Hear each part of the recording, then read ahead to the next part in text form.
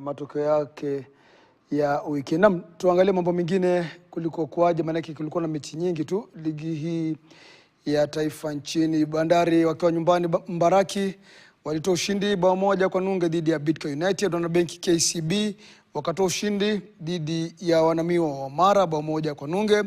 Posta Rangers hawakuwa na chao dhidi ya Kakamega Homeboys huku wakinyukwa mabao mawili bila jibu. Naam, michuano hiyo ni michuano ya Jumamosi. Michuano ya Jumapili, APS Bomet walitoka suluhu bin suluhu dhidi ya nguvu mpya msimu huu Nairobi United.